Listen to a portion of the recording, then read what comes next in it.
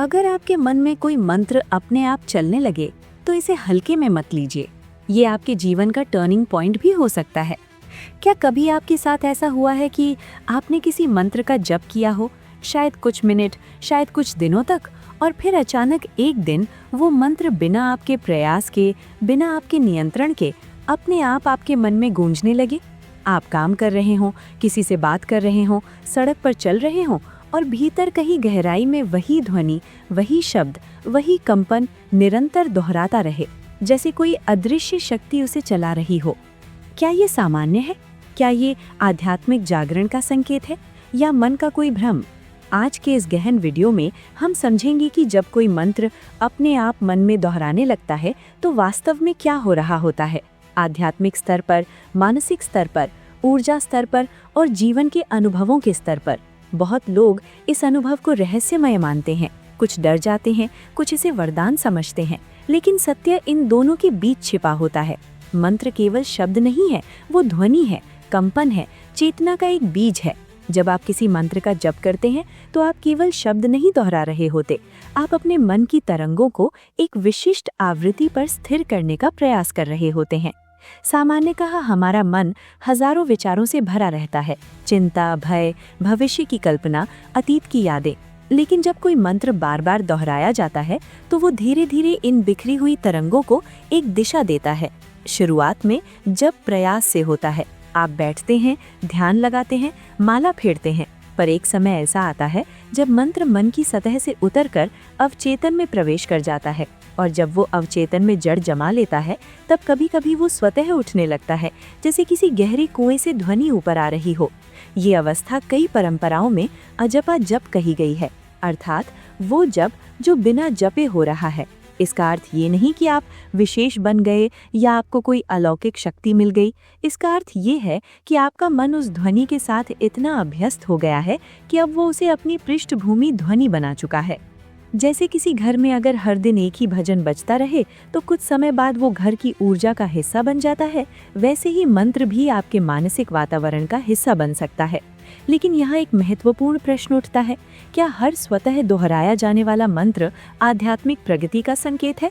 नहीं, कभी कभी मन की आदतें भी स्वचालित दोहराव पैदा कर सकती हैं। यदि आपने किसी शब्द को अत्यधिक दोहराया तो न्यूरोलॉजिकल स्तर पर आपका मस्तिष्क उसकी एक लय बना लेता है, और वो लय स्वतः सक्रिय हो सकती है। इसलिए विवेक आवश्यक है। यदि मंत्र का स्वतः जप आपको शांति दे रहा है, भीतर स्थिरता ला रहा है, आपकी प्रतिक्रियाओं को संतुलित कर रहा है, तो ये संकेत है कि वो ध्वनि आपके भीतर सकारात्मक रूप से काम कर रही है। लेकिन यदि वो दोहराव बेचैनी, बाध्यता या डर पैदा कर रहा है तो संभव है कि मन किसी असंतुलन में फंस गया हो और वहाँ मार्गदर्शन या विराम की आवश्यकता हो।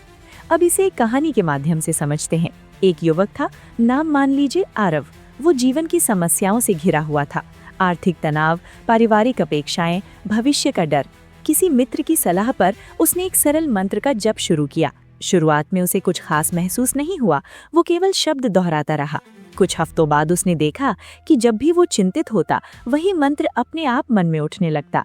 पहले तो उसे लगा कि ये अजीब है, फिर धीरे धीरे उसने महसूस किया कि जब मंत्र उठता है उसकी सांस धीमी हो जाती है, दिल की धड़कन संतुलित हो जाती है और घबराहट कम हो जाती है। एक दिन उसने अनुभव किया कि वो बस में बैठा है, बाहर शोर है, लोग बहस कर रहे हैं, लेकिन उसके भीतर मंत्र की एक शांत धारा बह रही है। उस क्षण उसे समझ आया कि मंत्र केवल पूजा का हिस्सा नहीं था, वो उसके मन के लिए एक स्थिर आधार बन चुका था। यही वो अवस्था है जहां मंत्र पृष्ठभूमि की सुरक्षा जाल की तरह काम करता है। आध्यात्मिक दृष्टि से जब मंत्र स्वतः दोहराने लगता है तो कहा जाता है कि आपकी चेतना उस ध्वनि के साथ तालमेल बैठा चुकी है। ध्वनि और साधक के बीच की दूरी कम हो गई है।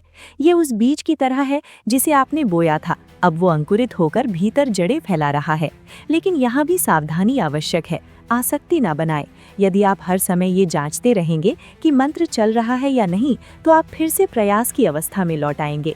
सच्चा स्वतः जप तब होता है जब आप उसे पकड़ने की कोशिश नहीं करते। मनोवैज्ञानिक स्तर पर यह अनुभव एकाग्रता की गहराई को दर्शाता है।